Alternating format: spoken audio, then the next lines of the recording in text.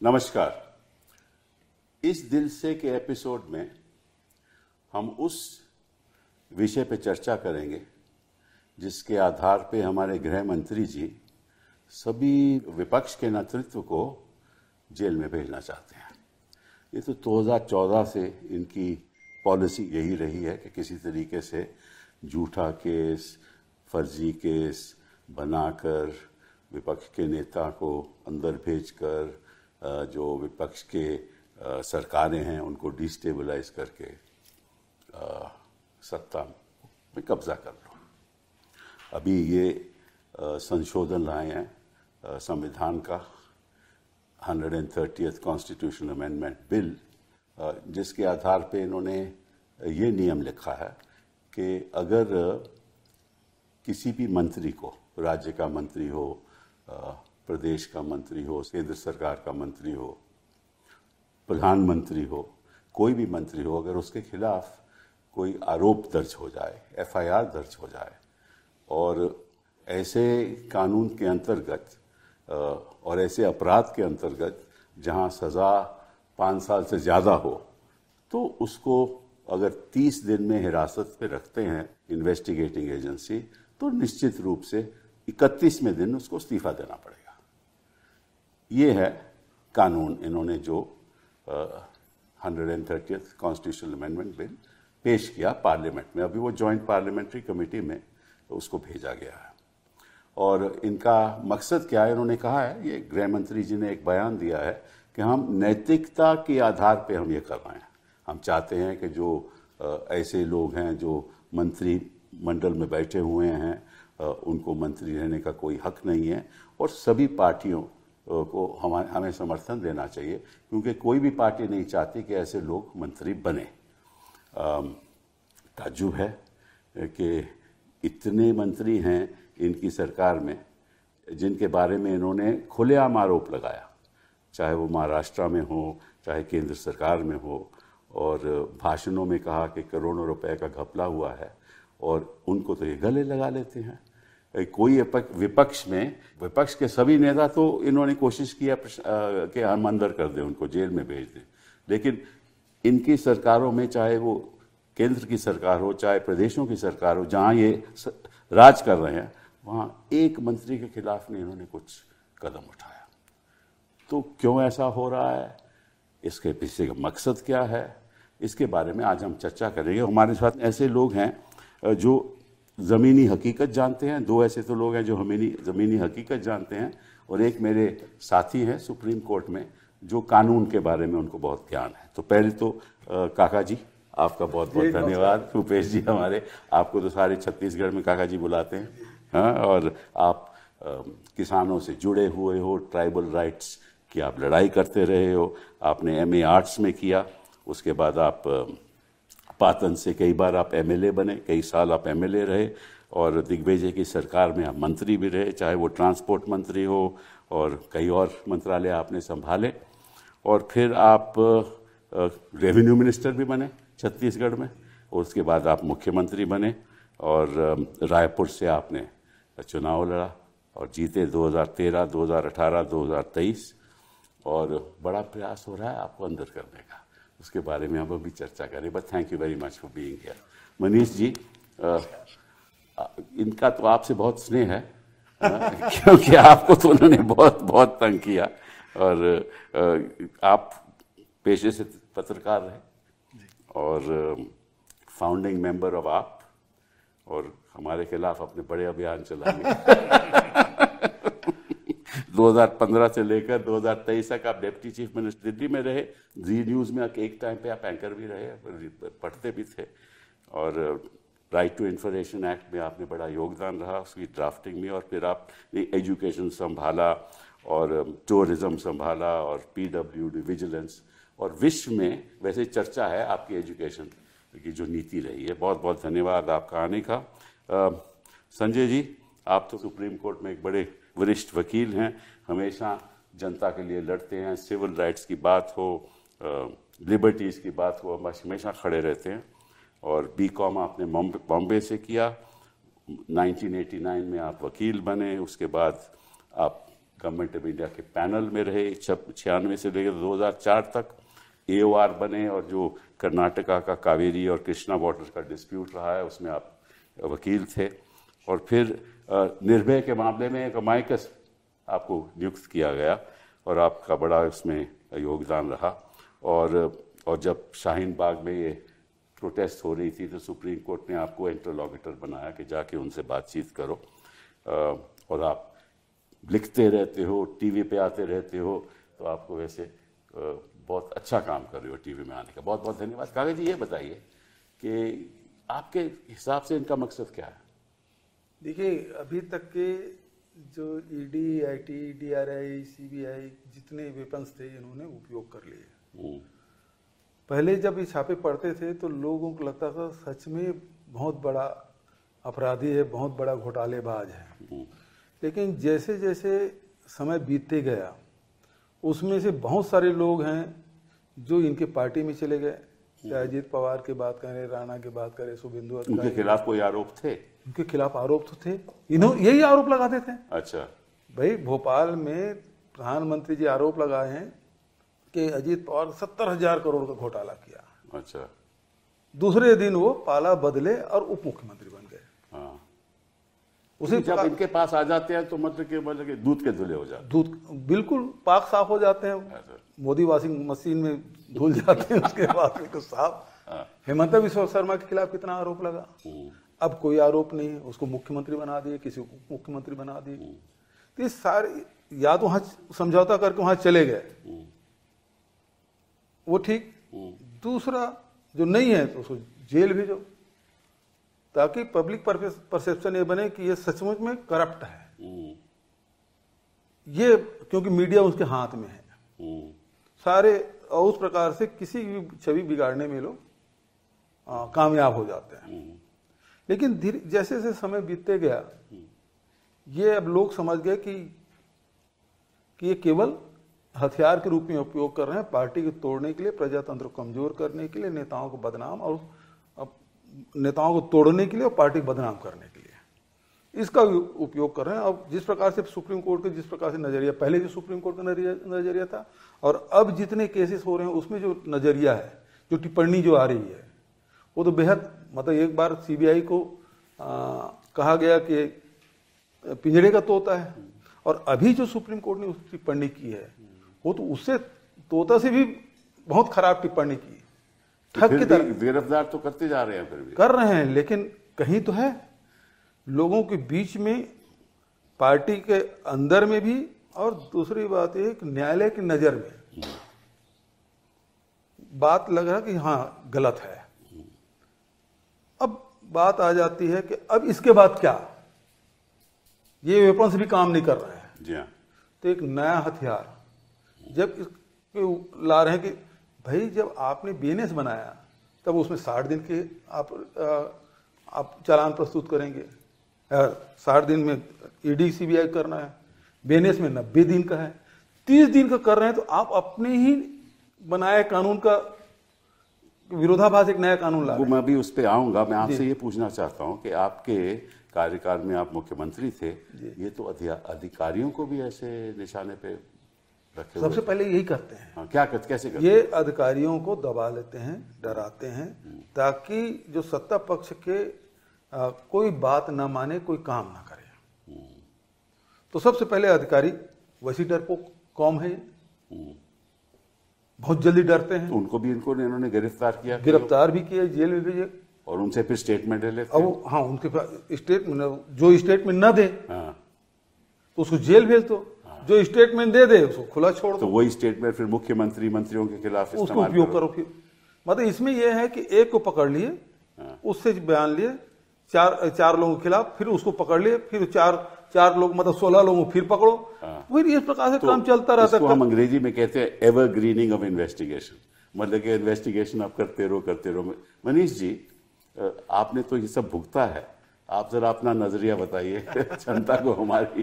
देखिए, आपने जिस सवाल से बात उठाई है, मुझे लगता है सर कि लोकतंत्र में आरोप प्रत्यारोप तो चलेंगे, और इसीलिए वो लोकतंत्र है कि सबको अपनी अपनी बात कहने का हक है। मुझे कोई झूठा लग रहा है तो मैं झूठा बोलूंगा, कोई मुझको झूठा मान रहा है तो झूठा बोल दे।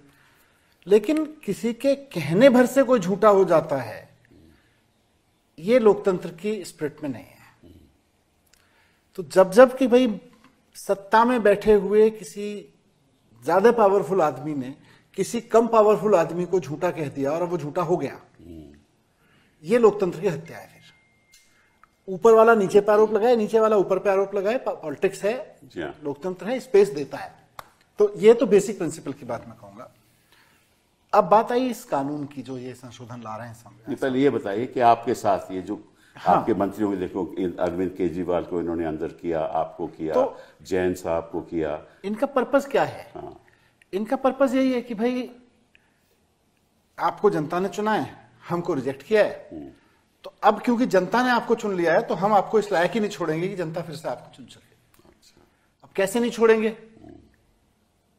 अब इत्तेफाक से इनके सामने हम लोग खड़े थे तो काम कर रहे थे। आपने अभी एजुकेशन का जिक्र किया, हेल्थ सिस्टम का, और बहुत सारी चीजें हैं। जनता को काम पसंद आ गए, जनता ने दोबारा चुन लिया, जनता ने तीसरी बार चुन लिया। इनको लगाया जनता तो चुनती चली जा रही है, चुनती चली जा रही है। तो अब क्या तरीका है इनको रोकने का?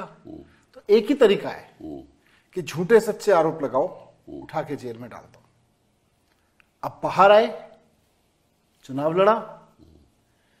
आप देखिए 5 साल इन्होंने आम आदमी पार्टी के किसी सीनियर लीडर को नहीं छोड़ा जिसको जेल में ना डाला हो, या जिसको तोड़ने की धमकी ना दी हो, या जेल में डालने की धमकी ना दी हो। और हमको तो सबको जेल में डाल ही दिया था 1.5, 2, 2.5 साल के लिए। लेकिन उसके बावजूद जब चुनाव होता है तो केवल वोट चोरी से जीतते हैं। अच्छा, अब ये दूसरा मतलब इन्होंने षड्यंत्र। हाँ, तो आप देखिए ना कि 43%, 44%, 1% का अंतर रह गया। भाई अगर जनता हमको करप्ट मान रही होती, जनता ही मान रही होती बहुत घटिया लोग हैं, गलती से चुन लिए गए थे 3 बार चुना, तो जनता कहती है जी 2%, 3% में निबट जाओ, 10% ले जाओ वोट। लेकिन इनका 1%, इनकी पुलिस इन्होंने यूज की, वोटें कटवाई, वोटें इन्होंने नई बनवाई फर्जी। उसके बाद पुलिस से वोट नहीं डालने दिया गया बहुत लोगों को। उसके बावजूद 1% का इन्होंने मैथमेटिक्स चुनाव जीत लिया। मैं इसलिए कह रहा हूं, अब इनको लगा यार ये तो चलो दिल्ली में इस तरह का मैथमेटिक्स चल गया, अब चलेगा नहीं है ज्यादा। इधर वोट चोरी का हुआ, चल रहा है ना, चारा उड़ गया। फिर उनको लगा साम दाम दंड भेद से चुनाव नहीं जीत पा रहे, जेल में डाल के चुनाव नहीं जीत पा रहे, अब कैसे खत्म करें विपक्षी पार्टियों को? तब उनको लगा कि अब एक ही तरीका है कि ऐसा कानून ले आओ कि जिसको मोदी जी कह दें कि जेल, उसका पॉलिटिकल कैरियर खत्म। मैं इसीलिए आपके कानून, जिस कानून की हम बात कर रहे हैं, मैं कह रहा था बहुत अच्छी बात है, हिम्मत करिए, चलिए करिए कि जिस आदमी को 30 दिन के लिए कोई एजेंसी जेल में डालेगी उसको मुख्यमंत्री पद छोड़ना पड़ेगा। मान लेते हैं जनता ने चुना है और जनता जनार्दन होती है, लेकिन फिर भी चलिए आप एजेंसी को इतना पावरफुल बना देते हैं, आपकी सरकारों को इतना पावरफुल बना देते हैं कि जनता के चुने हुए मुख्यमंत्री को, जनता के चुने हुए मंत्री को आप जेल में डालिए और 30 दिन में उसका पद छीन लीजिए। बहुत अच्छी बात है। लेकिन अगर वो बरी हो जाए तो उसके बाद उस ऑफिसर को, उसके डायरेक्टर को और उसके मिनिस्टर या उसके प्रधानमंत्री को जेल में उतने ही साल के लिए डाल दीजिए जितने साल के आरोप आपने उस आदमी पर लगाया था जो बरी हो गया। अगर हिम्मत है तो ये दोनों कानून ले आइए ना। अगर आप झूठे आरोप लगा के लोगों को नहीं फंसा रहे हैं, आप वास्तव में सच्चे आरोप लगा रहे हैं, आपकी ईडी, आपकी सीबीआई सच में, तो आप डरते क्यों हैं? तो मैं सिर्फ ये कह रहा हूं कि आप हिम्मत करिए। 30 दिन में अगर देश में बड़े रिफॉर्म लाना चाहते हैं, 30 दिन अगर कोई मिनिस्टर जेल में रह जाता है उसको पद से हटाने का कानून ले आइए। लेकिन अगर किसी ऑफिसर ने पकड़ के किसी मिनिस्टर को 30 दिन के लिए जेल में डाल दिया तो उस आईओ को, उसके डायरेक्टर को और उस प्राइम मिनिस्टर या चीफ मिनिस्टर को जेल में डाल दीजिए उतने ही साल के लिए। हिम्मत है तो कहिए कि हाँ, अगर हम जनता के चुने हुए मंत्री पर या मुख्यमंत्री पर झूठे आरोप लगाएंगे तो हम जेल जाने को तैयार हैं। प्लीज, ये एक बहुत खतरनाक बात आपने कही है। इसीलिए कह रहा हूं कि हिम्मत दोनों करिए। नहीं, मैं इसलिए खतरनाक है कि जो हमारे देश में जो ट्रायल होते हैं उसको तो 15-20 साल लग जाते हैं। तब तक ना कोई रहेगा जेल जाने के लिए। कोई बात नहीं, बुढ़ापे में तो जेल कटेगी। बुढ़ापा तो ये बात चलेगी नहीं। जो प्रधानमंत्री, जो गृह मंत्री मुझको आज जेल भिजवा रहे हैं, उनको ये पता होना चाहिए कि 5 साल में, 10 साल में ट्रायल खत्म होगा तो 10 साल बाद 7 साल की जेल भिजवा। ट्रायल खत्म ही नहीं होंगे, ये पूरी प्रयास करेंगे ट्रायल ही नहीं कभी खत्म हो और आपकी करियर खत्म। मैं तो कह रहा हूँ हिम्मत तो करें, इतना कहने की हिम्मत तो करें कि हमारे आरोप सच हैं। नहीं, उसमें वो भी अमेंडमेंट हो गए, वो 3 महीने फैसला हो जाए। हाँ, जल्दी फैसला होना चाहिए। 3 महीने फैसला, जैसे 1 महीने जेल में कुर्सी गई तो 3 महीने में 1-2 साल में फैसला होना चाहिए। एक दो साल में फैसला हो, 2-4 साल में फैसला हो, और जिसने ये साजिशें रची, भाई अगर कोर्ट से आदमी बरी होता है तो साजिश के तहत किसी मुख्यमंत्री की कुर्सी छीनी ना आपने, जनता ने मुख्यमंत्री चुना, आपने कुर्सी छीनी। तो जिसने ये पॉलिटिकल साजिशें रची, उस पॉलिटिकल कॉन्स्पिरेटर को फिर पॉलिटिकल कॉन्स्पिरेसी के आरोप में उतने ही साल की जेल भेजो जितने साल के जेल भेजने का आरोप उसके ऊपर लगाए गए थे। नहीं, वो तो कहेंगे वो तो आपको प्रूव करना पड़ेगा, खैर वो अलग बात है। संजय जी, आप इसमें जो कानून की जो बारीकियां हैं वो जरा समझाइए। कानून में बारीकियां तो ज्यादा नहीं है। उनका तो यही कहना है कि अगर आप अंदर गए और 30 दिन के अंदर बाहर नहीं आए, आप पद से भी बाहर हो जाएंगे, उतना ही है।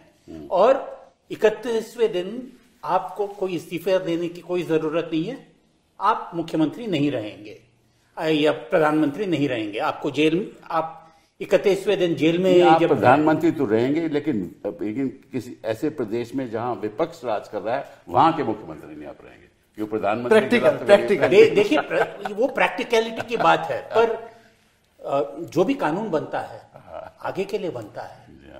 इस देश में 400 सीट के साथ राजीव गांधी की सरकार जैल सिंह साहब डिसमिस करने वाले थे, ऐसा भी हुआ है।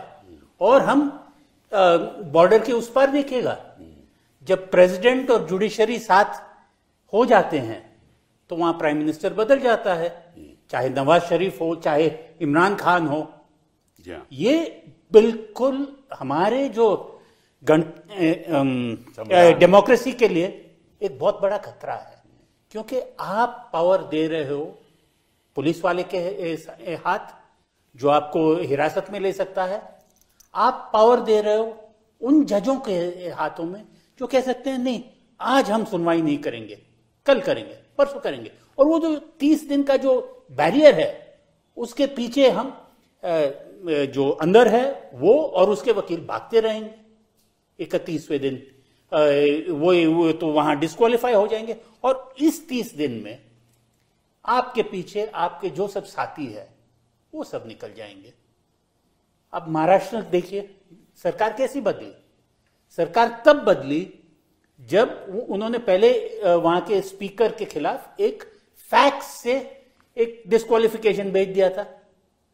तो स्पीकर अभी कोई और डिस्क्वालिफिकेशन तय नहीं कर सकता है, वो नो कॉन्फिडेंस भेज दिया था, कोई कुछ तय नहीं कर सकता है। और उस पीरियड के बीच में सबके सब चले गए, सब पहले आसाम चले गए, फिर यहां सरकार गिर गई और फिर वापस आ गए। ये तो नैतिकता की बात आप कर रहे हो। नहीं, नैतिकता नहीं, ये जो है, ये जो 30 दिन का पीरियड है, कैसे उपयोग होगा वो बता रहा हूं। अब एक सरकार है, अगले बार कोई और सरकार होगी, वो सरकार भी ऐसे ही करेगी। तो ये मैं तो किसी, आप समझते हो कि अगर इंडिया अलायंस या अगर जो भी विपक्ष की सरकार है वो भी ऐसे ही करेगी? मैं 5 साल का नहीं देखता हूं। अंतर नहीं, मैं 5 साल का नहीं देखता हूं। ठीक है। अगर आप कोई कानून बनाते हैं इस देश के लिए, लंबी समय तक चलता है। और हमारा, आपको तो पता है सर, हम कानून तो वैसे बन ही नहीं हाँ, कि जब भी कोई खराब कानून आता है जाने में बहुत टाइम लगता है। टाड़ा आ गया, जाने में कितना टाइम लगा? पोटा आ गया, जाने में कितना टाइम लगा? तो इसमें तो एक बारीकी ये है, इसलिए मैं आपसे आग्रह करना चाहता था कि यहाँ के कि कोई ईडी का अफसर या सीबीआई के अफसर आपको हिरासत में ले ले। अब इन्होंने बीएनएसएस में एक संशोधन किया है कि जो 15 दिन का जो पुलिस कस्टडी होती थी वो प्रोसीजर से, क्रिमिनल प्रोसीजर कोड के अंतर्गत, वो 15 दिन नहीं, 15 दिन से ज्यादा 16वें दिन ही होती थी, ठीक है ना? अब उन्होंने प्रावधान कर दिया इस कानून ने कि वो 60 दिन तक चल सकती है और 90 दिन तक चल सकती है। तो क्या होगा कि जो ईडी का अफसर है वो कोर्ट को कहेगा कि साहब हम 3 दिन की पुलिस कस्टडी चाहते हैं, ईडी की कस्टडी चाहते हैं, क्योंकि हम इन्वेस्टिगेशन कर रहे हैं। और फिर 4 हफ्ते बाद कहेगा कि हमें 4 दिन की और चाहिए, क्योंकि 15 दिन वो 60 दिन तक ले जा सकता है या 90 दिन तक ले जा सकता है, ठीक है ना? तो मतलब कि वो इन्वेस्टिगेशन के द्वारा तो कभी बेल हो ही नहीं सकती। ये कानून में बदलाव लाया है कि ईडी का जो अधिकारी है वो आपको इन्वेस्टिगेशन करते करते ही 30 दिन गुजर जाएंगे, तो उसको तो कभी बेल मिल ही नहीं सकती। पहले कानून में बेल मिल सकती थी, और ये कानून कौन लाया? हमारे गृह मंत्री जी, उनको मालूम है इस कानून का। फिर उन्होंने बयान दिया कि ये तो अगर किसी के पास खिलाफ कोई ठीक आरोप नहीं है तो 30 दिन में उसको बेल मिल जाएगी। तो ये बताइए, आप बता दीजिए कि बेल किसी को मिलती नहीं, बेल मिल जाएगी साहब। अच्छा, बस दल बदल करना पड़ेगा, जी सरकार गिरानी पड़ेगी, अच्छा, उस शर्त में हो जाएगा। हाँ, पर आपके कार्यकाल में तो किसी को बेल मिलती नहीं मिलेगी आपको। केवल आपको सत्ता पक्ष के साथ आपको जाना पड़ेगा, आपको आत्मा मार के उस पार्टी में जाना पड़ेगा। ईडी के अरेस्ट होने पे किसी को नीचे से तो बहुत रेयर बेल मिलती है, हाँ, और सुप्रीम कोर्ट तक जाते जाते कितना समय लगेगा आपको मालूम है। तो आपको सुप्रीम कोर्ट नहीं दी बेल अल्टीमेटली, और 2 बार जाने पे दी। हाँ, 2 बार जाने के तो वैसे में मतलब कुल मिला के ईडी का जो काम था कि भाई अगर ओवरऑल देखें तो भाई देश में करप्शन कैसे रुके, लेकिन अब ईडी का पूरा काम हो गया है कि भारतीय जनता पार्टी कैसे बची रहे। तो ये सारे कानून जो आप अभी कानूनों की बात कर रहे थे दोनों लोग, कि कानून बनाए तो इसलिए जाते हैं कि देश कैसे बचा रहे, स्पिरिट तो यही थी, लेकिन अब कानून इसलिए बनाए जा रहे हैं कि भारतीय जनता पार्टी कैसे बची रहे। तो सीधे तो वो सत्ता में है, वो तो उनका हक है ना भाई, उनको सत्ता रहने का हक है, सत्ता में रहने का हक है। काम तो करके कानून जनता के लिए काम करके देश का विश्वास जीत के लिए करिए ना। कानून बना के ऐसे कानून बना के देखिए, इस समय देश में 2 ही चिंता चल रही है, देश कैसे बचे या भारतीय जनता पार्टी कैसे बचे। 2 ही चिंताओं में देश मग्न है। कुछ लोग हैं जो संजय जी जैसे, आप जैसे लोग हैं, कुछ लोग हैं जो इस तरफ काम कर रहे हैं कि भाई देश कैसे बचा रहे। कुछ लोग हैं जिसमें लॉ मेकर्स बैठे हुए हैं अभी, उनकी एक ही चिंता है कि देश बचे ना बचे, समाज बचे ना बचे, लोगों का भविष्य, इकोनॉमी बचे ना बचे, बस भारतीय जनता पार्टी बची रहनी चाहिए। जी हाँ। ये सारे कानून तो इसलिए बनाए जा रहे हैं ना। लेकिन अब मैं आपके बात मैंने जो थोड़ा सा रोकूंगा मैं आपको, यहाँ भारतीय जनता पार्टी बचे ना बचे उसकी भी चिंता नहीं है, केवल 2 लोग बचे रहे उसकी चिंता है। वो और आपने प्रिसाइज कर दिया, वो आपने और प्रिसाइज कर दिया। नहीं, वो कुछ हद तक सही क्या? उनकी बात। जैसे भूपेश जी कह रहे थे हाँ। कि अगर आप जाके बीजेपी में इसे हाथ मिला ले जी हाँ। तो आपको 29वें दिन भी सडनली मेडिकल बेल मिल जा सकता है और फिर डिस्क्वालिफिकेशन बच जाएगा। मुझे इन्होंने 18 महीने जेल में रखा, मुझे पता है। और 18 महीने में कम से कम नहीं तो 70-75 बार मुझे और मेरी फैमिली को कांटेक्ट किया। समझा दो इसको, अच्छा, पागल हुआ पड़ा है, ओ ऐसी, ये जानते नहीं हो इन दोनों को, सड़ा के मारेंगे। ओहो। तो मैंने कहा जी हम तो जंतर मंतर पे पैदा हुए थे राजनीति में, आपने जिसका जिक्र किया, जी हाँ। अखबार बिछा के सोते थे। यहाँ कम से कम जेल में छत पे पंखा भी चलता है, नीचे दरी बिछी हुई है। तो क्या बात है, क्या तो मैंने कहा इससे नहीं डरने वाला, ऐसे लोग चाहिए हमें। इससे नहीं डरेंगे, लेकिन इस चीज से नहीं झुकेंगे। गलत क्या होता तो झुक जाते हैं, पर कितनी बार तोड़ने की कोशिश की, कितनी बार कहने की कोशिश की। आप बस बता दो, विधायक तो हमने तैयार कर रखे हैं, आप बस बोलो, लीड करने को तैयार हो आप। नहीं, सुना है कि पहले भी वो कोशिश कर रहे थे आपके विधायकों को कांटेक्ट करने के लिए। मेरे घर सीबीआई की रेड हुई, और सीबीआई की रेड होने के अगले दिन मेरे पास एक आदमी आया।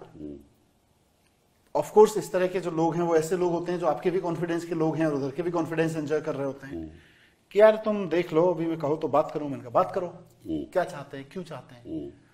बोले वो अभी ईडी का केस बना रहे हैं तुम्हारे खिलाफ। अच्छा, और पूरी तैयारी है, पहले सीबीआई अरेस्ट करेगी, फिर ईडी अरेस्ट करेगी आपको, तो देख लो फिर। मैंने कहा क्या चाहते हैं वो। बोले देख लो कितने एमएलए तैयार हो जाएंगे। अच्छा। तो मैंने कहा ये पार्टी मैंने बनाई है, मैं ही तैयार नहीं होऊंगा। तो खुलेआम, ऐसी, और जेल में रहते हुए जो मैंने कहा कि कम से कम 70-75 मरतबा मुझे और मेरी फैमिली को सीधे आके कहा गया, किस चक्कर में पड़े हुए हो, अपना पॉलिटिकल कैरियर देखो, अपना फ्यूचर देखो, अपने फैमिली का फ्यूचर देखो, पॉलिटिक्स में सब मतलब आके फिर। अब इनकी प्रॉब्लम क्या है कि भूपेश जी जैसे लोग, हम जैसे लोग और बहुत सारे ऐसे लोग हैं जो इनसे डर नहीं रहे, जो इनके सामने घबरा नहीं रहे। तब इनको लग रहा है कि अच्छा घबराओगे नहीं, चलो एक और कानून का महाबाप कानून ले आते हैं। ये कानून इसलिए है। भूपेश जी आपके साथ भी ऐसा कोई हुआ? बिल्कुल यही हुआ। मैं तो 2000 देखिए झारखंड की जिम्मेदारी मुझे दी गई थी। जी हाँ, जी हाँ। और अभी तो पंजाब की जिम्मेदारी आप, अभी पंजाब की है। अब हम दोनों आमने हम सामने दोनों पंजाब ये अच्छा है। तो 2020 प्रभारी बैठे हुए हैं। में अमित शाह उधर कमान संभाले थे, इधर तो मैं कमान संभाला हुआ था। Yeah. हालांकि वहाँ बड़ी पार्टी तो झारखंड मुक्ति मोर्चा, लेकिन कांग्रेस भी अलायंस पार्टी, सरकार बन गई और 8वें दिन हमारे यहाँ आईटी की छापा पड़ा 2020 से। फिर ईडी का आगमन तो 2022 में हुआ। इस बीच में अनेक प्रकार की खबरें आई। अच्छा। माँ बोला ये सब चीज नहीं होगा। 1-2 बार मीटिंग 1 से भी 2 से भी हुई। अच्छा। हाँ, लाइक सीधा नहीं बोलते थे, लेकिन ये है कि मिल के जाता था, उसके 8वें दिन फिर छापा पड़ता था। अच्छा। मतलब मैं समझता हूँ किसी स्टेट में जो सबसे ज्यादा छापा पड़ा है वो छत्तीसगढ़ है, कम से कम 700 होंगे। और बहुत छोटे छोटे लोगों के, छोटे कार्यकर्ता है, कर्मचारी, छोटे कर्मचारी, ड्राइवर है, 3rd और 4th कैटेगरी के जो कर्मचारी है, उनको घर में भी छापा पड़े हैं। तो उस स्तर पे भी जाके वो लोग कार्रवाई किए हैं। और संदेशा भाई आ जाओ, आदमी बढ़िया है, पार्टी गलत है इस प्रकार से सब बातें हुई। तो हमें समझ नहीं आता था क्यों बुलाया है भाई, लेकिन बाद में समझ आता था कि मैं उधर कुछ कमिटमेंट किया नहीं, इधर रेड पड़ना शुरू हो जाता था। जी हाँ। तो ये तो उनका काम करने की मतलब कानून एक हथियार सा बन गया है जिसके द्वारा वो मतलब डिस्टेबलाइज करना चाहते हैं प्रदेश की सरकारों, विपक्ष की, अपने विरोधियों को भी, हाँ, अपने विरोधियों को भी। अपने विरोधी मतलब वो तो पार्टी के अंदर भी है, वो बोल नहीं पाते। हम लोग, मनीष और हम लोग तो बोल पा रहे हैं। तो कम से कम हमको इतना संतोष है कि हमारे ऊपर कार्रवाई भी हो रही है तो हम बोल पा रहे हैं। भारतीय जनता पार्टी के अंदर में जो लोग हैं वो तो बोल भी नहीं पा रहे बेचारे, उनकी स्थिति तो और बहुत बेहद खराब है। पहली बात तो कोई पार्टी स्टेबल बचे ना, उसको तोड़ लीजिए, उसके लीडर्स को तोड़ लीजिए, और तोड़ा ही है। पर फिर भी इनकी किस्मत से कहिए या देश की किस्मत से या लोगों की अपनी किस्मत से कि बहुत सारे लोग अपने दम पे खड़े हुए हैं। अब उनको कैसे तोड़ा जाए? तो उनको जेल में डाल दीजिए जो डरे नहीं। अब जो जेल में जाने पे भी नहीं टूट रहे हैं तो उनको कैसे खत्म करोगे? अब ये सारी लड़ाई इनकी वहां आ गई है कि उनको खत्म करने का एकमात्र तरीका है कि कानून ऐसा बना दो कि वो पदों पे बैठ, जनता चुन भी ले तो पदों पे ना रह पाए। जनता चुन भी ले तो जिस विपक्ष के नेता पे उंगली रखते हैं वो जेल में रहे। मतलब कोई सिरफिरा थानेदार या कांस्टेबल एफआईआर कर दे, एक बार एफआईआर हो गया तो फिर तो उसको कार्रवाई करनी पड़ेगी। जी हाँ। कोई आदमी कोर्ट में खड़ा हो गया, भाई एफआईआर है लेकिन ये आदमी बाहर घूम रहा है, तो उस मंत्री को तो जेल जाना पड़ेगा। कोई सिरफिरा के प्रधानमंत्री के खिलाफ, कोई कांस्टेबल प्रधानमंत्री के खिलाफ एफआईआर करके बैठ जाए चुपचाप, तो फिर क्या होगा? इसीलिए जरूरी है ना कि आप कानून को पावर दे रहे हैं, कानून के तहत किसी इंस्पेक्टर को या किसी रिजीम को पावर दे रहे हैं, तो उसकी अकाउंटेबिलिटी भी तो उतनी ही टाइट करिए ना। वो तो for in the courts of his official duties उसके खिलाफ कुछ नहीं हो सकता। बात लीडर्स की नहीं है। चलिए हम 2 लीडर्स बैठे हैं, दो कानून के यहाँ विशेषज्ञ बैठे हैं जिन्होंने कानून को जिया है, बनाया है, लेकिन आम आदमी, हम लीडर्स का छोड़िए, मैं तो कह रहा हूं कि, और मैं तो जेल में 18 महीने रह के आया हूं इसलिए बहुत अथॉरिटी के साथ जानता हूं। आप सरकार में रहे हैं, आप लोग ऐसे लोगों के मुकदमे लड़ते रहे हैं पूरे जीवन, जो लोग जेलों में पड़े हुए हैं जिनका कोई कसूर नहीं है। हेमंत सोरेन को देखो, उन्होंने कई मुझे लगता है कि अब वक्त आ गया है कि ये बात उठाई जाए कि कानून में पावर किसी आदमी को दी जाएगी तो उतनी अकाउंटेबिलिटी भी उसकी फिक्स की जाएगी। आपको अगर मैंने ये पावर दी है कि आप किसी व्यापारी को उठा सकते हैं, तो आपके ऊपर ये अकाउंटेबिलिटी भी होनी चाहिए कि अगर आपने गलत तरीके से किसी व्यापारी को उठा लिया या किसी रिक्शा चालक को उठा लिया और आपने गलत तरीके से उसको प्रताड़ित किया किसी भी कानून का दुरुपयोग करके, तो उतनी ही प्रताड़ना फिर आपको भी मिलेगी। ये वक्त आ गया है। जी सही बात है आपकी। मैं आपसे एक सवाल करना चाहता हूँ, कुछ उदाहरण दूंगा। मैं कुछ देख रहा था कि पिछले कई वर्षों में 2014 के बाद कितने कितने लोगों को अंदर किया गया, जेल में डाला गया, और सभी विपक्ष के ही नेता हैं। तोमर साहब आपकी पार्टी में, ठीक है, 30 दिन से ज्यादा अंदर रहे, ठीक है ना। मदन मित्रा टीएमसी के कई महीने अंदर रहे, नवाब मलिक एनसीपी के कई महीने अंदर रहे, सत्येंद्र जैन, अब तो उनके खिलाफ कहते हैं कि क्लोजर रिपोर्ट भी फाइल हो गई, वो भी कई साल अंदर रहे, 2 साल। पार्था चैटर्जी टीएमसी कई साल अंदर रहे। मनीष आपकी तो बात हो गई। देन अपना सेंथिल बालाजी और ज्योति प्रिय मलिक और हेमंत सोरेन और अरविंद केजरीवाल जी, आलमगीर आलम, हाँ, संजय सिंह, अनिल देशमुख, मतलब कैसे कई लोग हैं। और मुझे ये बताइए किस कोर्ट ने 30 दिन में कभी जेल बेल दी है? किसी आपका तो एक्सपीरियंस रहा है। जी बिल्कुल। वो क्यों नहीं देते बेल, या बताइए आप। नहीं, इसलिए नहीं देते हैं क्योंकि जैसे मनीष जी ने कहा, निचले स्तर पर कोई बेल नहीं देता। क्योंकि अगर वो बेल दे तो कोई ना कोई कह देगा हाई कोर्ट को कि साहब इन्होंने इतने पैसे लेके या इस दबाव से इन्होंने बेल दे दिया है, आप उन पर कार्रवाई करिए। और जो ट्रायल कोर्ट के जजेस है उनको कोई कॉन्स्टिट्यूशनल प्रोटेक्शन है नहीं, उनकी नौकरी तो एकदम से चली जा सकती है। हाई कोर्ट पे जब आ जाए, हाई कोर्ट पे भी सीनियर जज उसके सामने आ जाता है, और बहुत सारे सीनियर जज ऐसे भी होते हैं जो सोचते हैं कि अगर हम यहां दे तो शायद हमारे करियर पे कुछ असर हो, तो बेहतर है कि सुप्रीम कोर्ट भेज दो। और सुप्रीम कोर्ट में अमूमन ऐसा हो जाता है कि ये पूरी प्रक्रिया चलते चलते 6 महीने, 1 साल, 2 साल तो गुजर गया, तब जज पूछते हैं अरे यार 2 साल से अंदर है, अब क्या चाहते हो? बट काजू साहब हमेशा कहते थे बच्चे की जान लोगे क्या? तो वो प्रिंसिपल पे कहे सुप्रीम कोर्ट पे बहुत सारे बेल निकलते हैं। आपने नवाब मलिक का जिक्र किया था। मेरा एक क्लाइंट था जिसका भी सरनेम मलिक था, उसलिए ईडी ने सोचा कि ये दोनों की कोई रिश्तेदारी है, तो उसको भी अंदर कर दिया। तो ये चलता रहता है। तो आज ये हम तो ये जो सब अब्यूज देखते हैं वो तो नेताओं के देखते हैं, पर इनके चलते चलते कितने हजार कितने लाख लोग अंदर जाते हैं, वो बहुत बड़ी बात है। ये देश डंडे से नहीं चलता है, मिलजुल के समझौता से चलता है। और अगर आप किसी को भी ऐसी पावर दे कि किसी को खत्म कर सकते हैं, तो वो पावर आजमाएगा ही। नरीमन साहब एक कहते थे कि power is delightful, absolute power is absolutely delightful. सही बात है। तो इस्तेमाल हो जाता है। ये और तभी नंबर 1 नंबर 2 का भी सवाल नहीं आता है। कोई डायरेक्टर, कोई उससे के नीचे वाला जो भी पंगा लेना चाहता है वो ले ले। देखो, अगर उपराष्ट्रपति के साथ ये कर सकते हैं और वो आज के दिन भी लापता है, तो मतलब फिर तो किसी के साथ कुछ भी हो सकता है। देश कुछ भी नहीं पा रहा है ना, पता ही नहीं कुछ कि कहाँ है। उसके परिवार के लोग भी कुछ नहीं बोल रहे हैं, है ना, कोई नहीं। हम पहले दिन हमने फोन किया तो उन्होंने कहा कि वो आराम कर रहे हैं, अभी थोड़ी देर में बात करेंगे। उसके बाद सब बंद। हम फोन करें तो कोई उठाता ही नहीं है।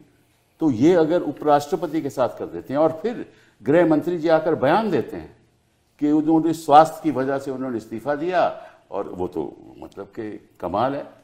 और पता ही नहीं कि किस अस्पताल में है, कौन उनको देखने जा रहा है। ये तो बड़े कमाल की बात हो गई ना। लेकिन आपसे एक और सवाल पूछना चाहता हूँ। ये तो खैर बात हो गई कि बेल नहीं मिलती, लेकिन ऐसे ऐसे कानून बनाए गए, ऐसे कानून बनाए जो मतलब पर से असंवैधानिक हैं, उसकी सुनवाई नहीं होती। तो उस पर जरा आप कुछ टिप्पणी कीजिए, क्यों नहीं होती, कैसे नहीं होती? क्योंकि हर ऐसे कानून का जो पिटिशन आता है सुप्रीम कोर्ट में ही आता है, और सुप्रीम कोर्ट में परमानेंट तो हम वकील ही होते हैं। जज हमेशा 6 महीने 1 साल में वो तो निकलने वाले होते हैं। 6 महीने तो नहीं, मिनिमम 3 साल। नहीं, 3 से 5 साल तक तो सुप्रीम कोर्ट पे होते हैं। हाँ। पर 2 साल वो तो बिल्कुल नई दुल्हन की तरह चुपचाप बैठते हैं सीनियर जज के साथ। और जो सीनियर जज होते हैं, हाँ, उनका तो ऑलमोस्ट 1-2 साल रह जाता है, जो प्रिसाइडिंग जजेस होते हैं। और जो चीफ जस्टिस होता है, उसको अगर कोई बड़ा बेंच कॉन्स्टिट्यूट करना है, ये करना है, तो टाइम लगेगा, एडमिनिस्ट्रेशन सब उल्टा सीधा चलेगा। उसीलिए चलिए ये मामला बाद में देखते हैं, वैसा होता है। और उस बीच में जो सब बदलाव आता है जमीनी स्तर पर, उसे वापस नहीं ला सकते। नहीं, पर उसके बाद ऐसी जजमेंट्स भी आ जाती हैं सुप्रीम कोर्ट की, जहां मतलब कि बेल मिलने का कोई मतलब ही नहीं है। वो देखो, कुछ बच्चे जेएनयू के आज के दिन 5-5 साल बैठे हुए हैं जी। उम्र देख लो, 5-5 साल कोई उनकी सुनवाई।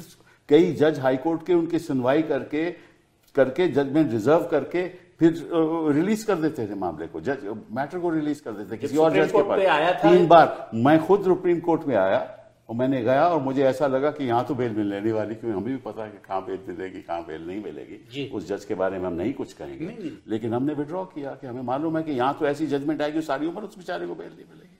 नहीं, पर उससे पहले जो जज साहब थे वो बेल देने वाले थे। कहीं ना कहीं न्यायाधीशों की भी जिम्मेदारी है कहीं ना कहीं कि ऐसे कानून, देखिए नवाब मलिक की बात करते हैं, कुछ और लोगों की बात करते हैं, यहाँ एक पीएमएलए में कानून में, वो कानून तो लागू हुआ 2005 में, और अगर आपके पास कोई संपत्ति है, आपने कोई मकान खरीदा हो 1980 में, ठीक है, और वो किसी कानून के खिलाफ खरीद 80 में किसी कानून के खिलाफ खरीदा हो, तो उसमें भी 2005 का कानून लागू रहेगा। आपको मालूम है ये बात? ये मेरे ऊपर, मैं तो भुगत रहा हूँ। तो जरा बताइए ना। 2003 में, जैसा आपने अभी जिक्र किया, मैं जी न्यूज में एक छोटी सी नौकरी करता था, और उस दौरान आपको ध्यान होगा आईसीआईसीआई सब बैंक के लोन्स 8% 7% पे होम लोन मिलते थे। तो गाजियाबाद में एक पत्रकारों की सोसाइटी बनी, आप भी उस समय मीडिया उस समय ही थे, पत्रकारों की सोसाइटी बनी, तो वहां मैंने भी एक छोटा सा 50 गज का प्लॉट खरीद लिया 5 लाख रुपए में। अच्छा। और वो वैसी तनख्वाहें होती थी। 5 लाख रुपए का लोन चुकाया मैंने अगले 10 साल, उसको लेके मैंने प्लॉट लिया, वो फ्लैट लिया। अच्छा। वो ईडी ने सीज कर रखा है। अच्छा। मतलब 2003 में मेरा खरीदा गया घर, जब कानून भी नहीं लागू था, हाँ, उस वक्त का खरीदा गया घर ईडी ने उसको प्रोसीड्स ऑफ क्राइम में ले रखा है। नहीं, आपने खरीदा, हमारे छत्तीसगढ़ में पैतृक संपत्ति तक सीज कर, मेरी वाइफ के नाम 2017 पैतृक संपत्ति जो मदर फादर से आया है, वो संपत्ति भी जब्त है। जब हम राजनीति में नहीं थे, जब इन सिविल सोसाइटी आंदोलनों में नहीं थे, 2008 में फिर वही सेविंग वेविंग और उन सब से निकाल के एक फ्लैट और लिया, एक कच्ची कॉलोनी में दिल्ली में, उसको बेच के एक और ले लिया आगे चल के, जब उसको भी सीज कर लिया। मेरी वाइफ के नाम एक है जो जिसका प्रोसीड पूरा पीछे तक है कि वो 2008 में खरीदा गया था, एक 2003 में खरीदा गया था, सारे पेपर मैंने दिखा दिए, बोले नहीं अब सीज है तो है।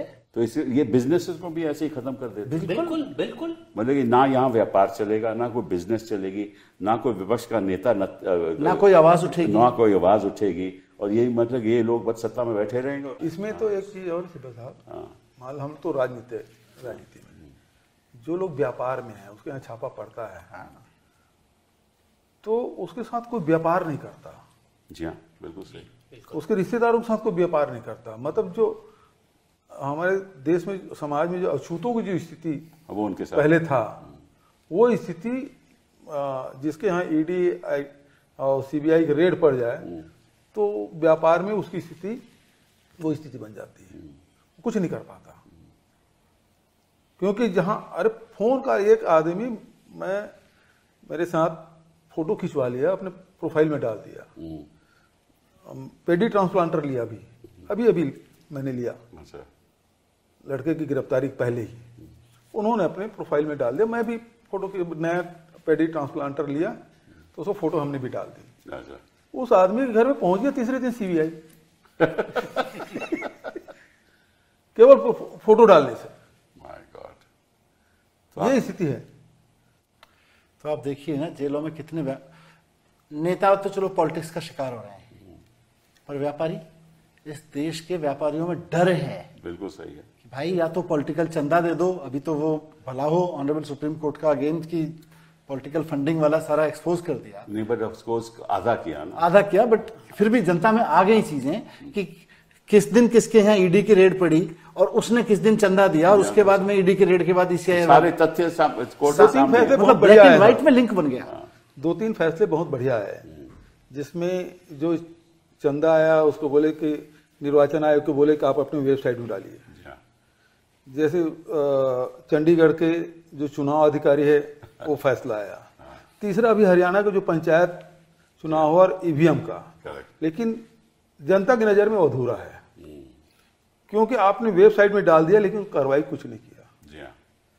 वहां चुनाव आपने रद्द कर दिया चंडीगढ़ में, मेयर का चुनाव, लेकिन जो चुनाव अधिकारी से खिलाफ कोई कार्रवाई नहीं। यहां भी मशीन के रिजल्ट आपने बदलवाए, लेकिन जो मशीन ने जिसने गड़बड़ी की उसको सजा नहीं मिली। लेकिन एक और चीज कानून में हुई है, वो ये है कि जो पीएमएलए में संशोधन हुआ वो फाइनेंस बिल के अंतर्गत हुआ। बिल्कुल ठीक है ना। और आपको मालूम है कि फाइनेंस बिल में कोई ऐसा बिल जिसका कोई मनी से, मतलब के मनी बिल के कोई रिश्ता ना हो, उसको भी पारित कर दिया इन्होंने। जी। और वो मामला 9 जजेस के रिफर्ड है। हाँ, उसको कई साल हो गए, उसकी सुनवाई नहीं होती। तो कहीं ना कहीं हमें ये भी कहना पड़ेगा कि जो हमारे सुप्रीम कोर्ट है, ऐसे मुद्दों पे जिनकी वजह से लोग गिरफ्तार हो रहे हैं, जिनकी वजह से लोगों को के खिलाफ अत्याचार हो रहा है, उनकी सुनवाई क्यों नहीं करते, ये आप बताइए मुझे। वापस फली नरिमन साहब की वही को कोट करूंगा। वो कहते थे कि मेजॉरिटी गवर्नमेंट से एक कन्फॉर्मिस्ट कोर्ट आ जाता है, जो कोर्ट जूझना नहीं चाहता है। और कोर्ट को क्या डर है भैया, ये बताइए मुझे। कोर्ट हमेशा एक कंजर्वेटिव इंस्टीट्यूशन है ही, और उनको डर किस बात का है, या उनको क्या अपेक्षा है उनसे, वो भी एक सवाल आ जाता है। क्योंकि कोई आदमी जो 65 के उम्र पे रिटायर होने वाला है, मेरे रिटायरमेंट के बाद क्या होगा, मुझे कौन सुनेगा, मेरा क्या काम होगा, वो है, वो भी एक डर है। सभी जजेस को तो ऐसी नौकरी नहीं मिलती ना, जो ह्यूमन राइट्स कमीशन में चले जाए या इधर उधर चले जाए, सभी को नहीं मिलती ना। सभी को आशा तो होती है, अपेक्षा नहीं होती ना कि मुझे भी कोई ऐसा नहीं होता। सभी को, कईयों को मालूम है कि हमें कुछ नहीं मिलने वाला, कईयों को मालूम है। तो फिर क्यों पर जो मास्टर ऑफ द रोस्टर है, उन पर बहुत निर्भर है कि हाँ, ये मामले हम सुनेंगे, मेरे दौरान ये मामले की सुनवाई होगी। ये भी एक और बात, सॉरी टू इंटरप्ट यू, कि ये भी मुझे इस बात का फिक्र है कि ऐसे चीफ जस्टिस बनाए जाते हैं हाई कोर्ट्स में, जिनके बारे में जो वकील लोग वहां के हैं हाई कोर्ट के, वो कहते हैं कि साहब यहां तो कुछ सुनवाई होती नहीं, क्योंकि वहां भी कोई मास्टर ऑफ रोस्टर की बात चलती है। क्योंकि वैसे ही तो चलता है सिस्टम कि जो भी चीफ जस्टिस है वही रोस्टर बनाते हैं, वही रोस्टर बनाते हैं। तो ऐसे केस किसी एक ही केवल जज के पास जाते हैं। हाँ, वो वैसा होता है, और चीफ जस्टिस डिसाइड करता है कि कौन से केस की सुनवाई होगी और कौन सी नहीं, कौन सा मुद्दा। तो हमें कई लोग कहते हैं साहब यहाँ ये जज की नियुक्ति इस रोस्टर पे है, तो यहाँ तो कोई फायदा नहीं, यहाँ तो कुछ नहीं मिलेगा हमें, ये है ना। जी बिल्कुल, तो कहीं ना कहीं ये संदेह लोगों को है कि इस जज के यहाँ कुछ नहीं मिलने वाला। तो ये भी अपने आप में बहुत ही एक गलत संदेश जाता है जनता के बीच में। जो लिटिगेंट है वो बेचारा क्या करे, बिल्कुल, वो तो जेल के अंदर है, उसको मालूम है कि यहाँ कुछ नहीं मिलने वाला। आप उमर खालिद वाले मामले की बात कर रहे थे, क्योंकि आपको पता था कि उस जज से कुछ नहीं मिलने वाला था, पर उससे पहले वो मामला एक जज के सामने थे जिनको अचानक से हार्ट अटैक हुआ था। और वो जज साहब तो कह रहे थे कि 5 अरे मैं पेश हुआ तो उन जज ने कहा कि ये अंदर क्यों है, इसको बाहर आना चाहिए। और फिर वो तुरंत उनको बेचारों को हार्ट की तकलीफ हो गई, वो दोबारा कोर्ट में नहीं आए, किसी और के साथ चले गया, तो मैंने केस विड्रॉ कर लिया। तो प्रॉब्लम जो मैं कहने वाला था, एक तो आप संविधान में संशोधन करके ऐसे कानून लाने की कोशिश करो, फिर एक नए कानून लाने की कोशिश करो, फिर संशोधन कानूनों में ऐसा करो कि सारा जो पावर है वो एक छोटे से अधिकारी को दे दो, आप सीबीआई अफसर को दे दो या पीएमएलए के अफसर को दे दो, वो आपके साथ कुछ भी कर सकता है। आपके घर जाता है, छापा मारता है, आपकी बीवी को बोलता है कि आप अपने 5 साल की, 10 साल की, 15 साल की रिटर्न दीजिए, बच्चों की रिटर्न दीजिए। ये होता है ना, सबके साथ होता है, उनका क्या अधिकार है। लेकिन कोई कुछ नहीं कहता, न्यायाधीश कुछ नहीं कहते। आपके मोबाइल फोन ले लेंगे, उनके पास कोई एविडेंस नहीं रहेगी, मोबाइल फोन से पता करेंगे कि आपके और से कौन से कॉन्टैक्ट्स हैं। बताइए ये किस किस्म के कानून है और किस किस्म का न्याय है। अभी तो आप लोगों ने एक बिल और पास किया ना, हाँ, कि अब आईटी वाले आपके मोबाइल ले सकते हैं, आपको व्हाट्सएप चेक कर सकते हैं, आप ईमेल चेक कर सकते हैं। तो प्रिवेसी की बात कहाँ गई? बिल्कुल प्रिवेसी की बात नहीं है, और इन्वेस्टिगेटिंग ऑफिसर को भी कुछ काम करना नहीं है। आप कोई आपको किसी मोबाइल ग्रुप में जोड़ देता है और उस ग्रुप में कोई कुछ कह देता है, कोई हमको ये करना है, हमको वो करना है, उसी के बेसिस पर कॉन्स्पिरेसी का चार्ज लगाया जाता है। दिल्ली राइट्स का जो पूरा केस है वो तो सिर्फ एक मोबाइल ग्रुप के चैट्स पे है। तो इन्वेस्टिगेटिंग ऑफिसर को कुछ नहीं करना है। साहब एक प्रश्न आपसे पूछिए। आप तो केंद्रीय मंत्री रहे हैं, बिजनेस रूल आप जानते भी हैं। अभी आपने कहा कि फाइनेंशियल बिल है ईडी का, इन्फोर्समेंट नहीं, ये तो है ही नहीं, ये बिल फाइनेंशियल थोड़ी ना, इन्होंने फाइनेंस एक्ट में उसका संशोधन कर दिया। अच्छा, पीएमएलए का संशोधन कर दिया जो फाइनेंस से कोई ताल्लुक नहीं रखता, कर भी नहीं सकते। तो मनी लॉन्ड्रिंग ये डिपार्टमेंट पहले तो इस फाइनेंस डिपार्टमेंट में आता था क्या? जी हाँ, जी हाँ, जी हाँ। अभी कौन गवर्न कर रहा है? देखो, आपने 1-2 की बात की ना, मतलब अभी कौन गवर्नर, तो 1-2 ही बंदे नहीं, मतलब रिपोर्ट किसको कर रहा है? ईडी रिपोर्ट तो आप फाइनेंस मिनिस्टर को नहीं कर रहा है? Technically finance minister, technically finance ministry, वैसे इन इफेक्ट कोई और। वही मैं जानना चाह रहा था। नहीं, आपको मालूम है, आपको आप मुझसे कहलवाना चाह रहे हो। मैं तो केवल जानना चाह रहा उनको वकील बनना चाहिए, क्रॉस एग्जामिनेशन अच्छा करते हैं। देखिए, आधे हम लोग तो छोड़िए, कोर्ट की प्रोसीडिंग्स देख देख के हमारे घर वाले आधे वकील बन गए हैं। हाँ, करेक्ट। कैसे सुनाया जाता है, कैसे किया जाता है कोर्ट की, मतलब जिन्होंने जिंदगी भर कोर्ट की शक्ल नहीं देखी, जिन्होंने वो सारे बेल एप्लीकेशंस देख देख के सारे वकील बन गए। एक्चुअली ये लोग जो बैठे हुए हैं, सत्ता में बैठे हुए हैं या जो कोर्ट्स में भी बैठे हुए हैं, इनको ये नहीं मालूम कि इसका नतीजा क्या होता है, किसी को जेल भेजने का नतीजा क्या होता है।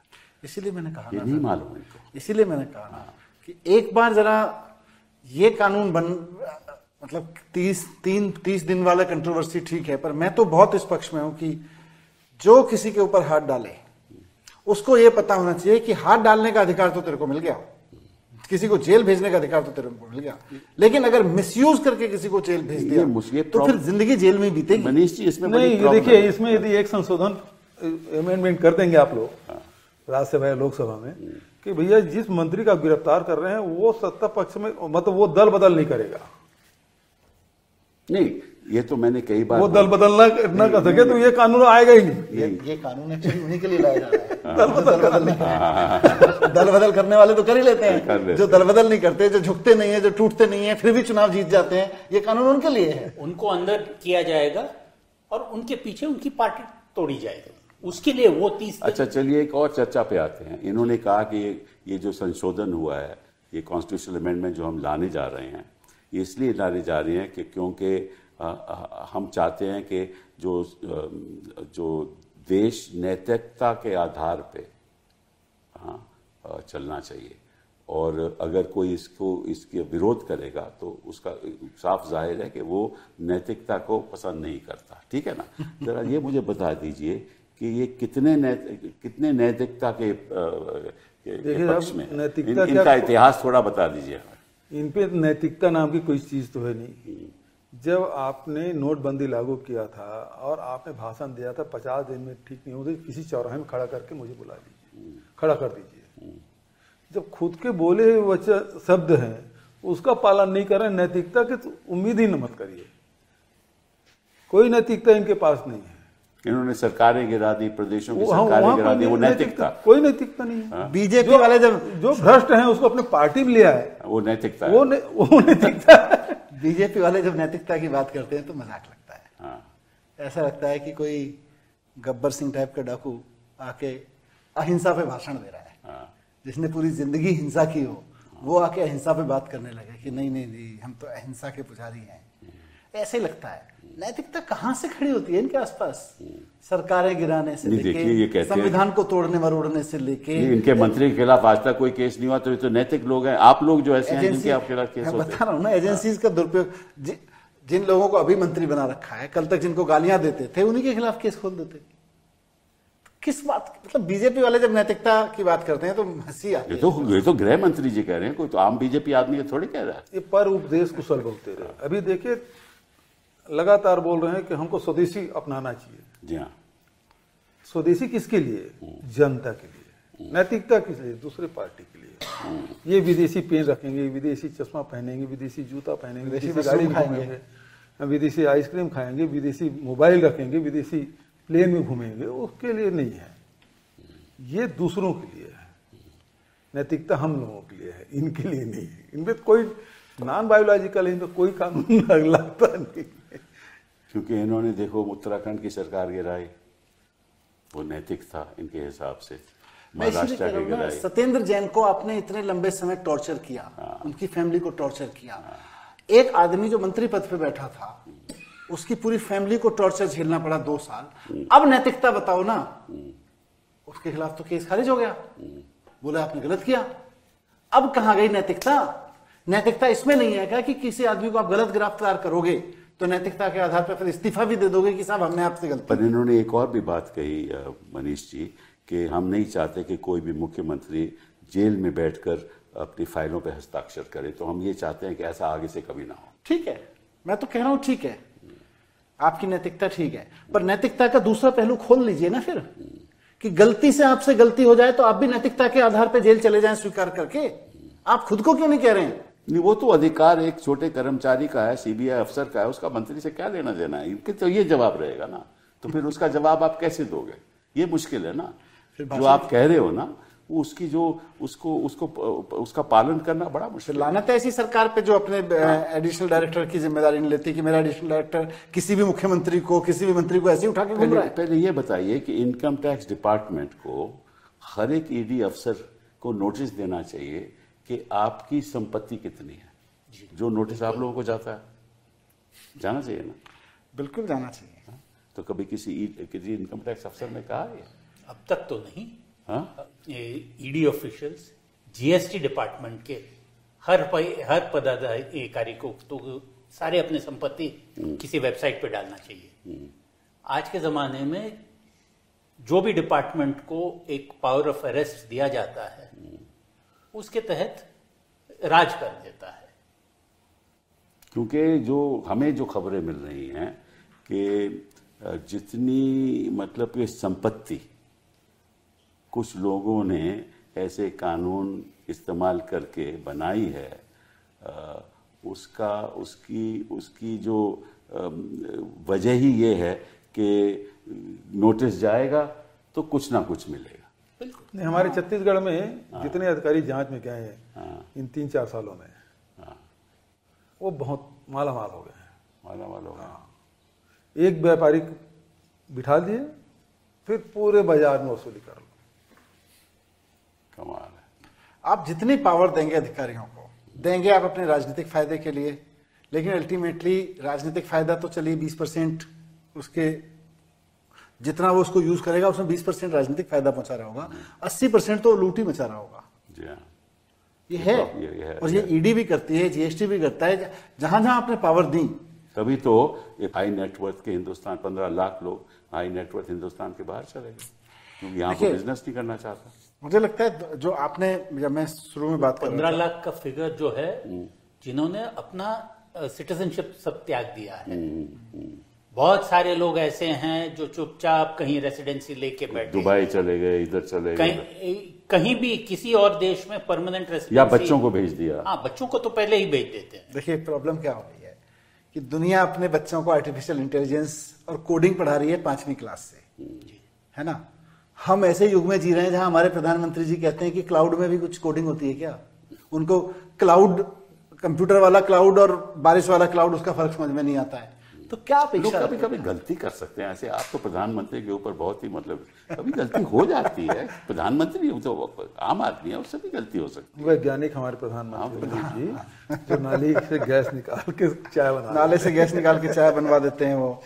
मैं देखिए उनके, ठीक है, आपको कोई दिक्कत नहीं है, और ऐसे कई बार बहुत आदमी लाइटर वे में भी कह देता है, लेकिन मैं ये इसलिए गृह मंत्री ने 2060 की 2070 की बात की ना, तो गलती से हो जाता है। क्या जिक्र मैं इसलिए कर रहा था इस चीज का, स्लिप ऑफ टंग भी हो सकता है, मिस इन्फॉर्म्ड और इल इन्फॉर्म्ड भी हो सकते हो, आदमी हो, दुनिया की सारी इंफॉर्मेशन आपके पेट में नहीं समाई होगी। लेकिन यार थोड़े दुनिया की तरफ भी देख लो ना। दुनिया आर्टिफिशियल इंटेलिजेंस से गवर्नेंस कैसे चलेगी, टेक्नोलॉजी से कैसे चलेगी, अपने सारी की सारी। इस देश के 31 करोड़ बच्चे इस वक्त स्कूल और कॉलेजेस में हैं, कोई उनकी बात कर रहा है? उन्हें कोई बात ही नहीं कर रहा, ना स्वास्थ्य की बात करते हैं, 3000 नेता एमएलए और एमपी बन के बैठे हुए हैं। उनकी चिंता सबको हो रही है कि वो सारे के सारे भारतीय जनता पार्टी के होने चाहिए। जी हाँ। अगर वो भारतीय जनता पार्टी के ना हो तो संविधान से बदल दो ताकि सारे भारतीय जनता पार्टी के होने चाहिए, ना है तो आ जाए। तो ठीक है, इसका मतलब कि हम सबको, चाहे वकील हो, हम राजनीति में हो, आम आदमी हो, अब खड़ा होना चाहिए कि ये नहीं चलेगा आम आदमी के लिए, आम आदमी के लिए। और ये बिहार से शुरू हो गया है, बिल्कुल। और हम वो चाहते हैं अभी लड़ाई फैज साहब का एक अभी लड़ाई फैज साहब का एक मिसरा सुनाना चाहता हूँ। हाँ, क्या बात है, कमिंग फ्रॉम संजय जी। यूं ही हमेशा हमने लगाए हैं आग में फूल, ना उनकी हार नहीं ना अपनी जीत नहीं, हम जीतेंगे। जीतेंगे। देखिए अभी जो लड़ाई है वो डरो और डरो मत के बीच है। ये डरा के सत्ता हासिल करना चाहते हैं, और जो हमारे पूर्वज हैं संत महात्माओं ने कहा डरो मत, हम उस रास्ते पर चलने वाले हैं। हम सब नहीं डरेंगे, ये लड़ाई जारी रहेगी। बहुत बहुत धन्यवाद।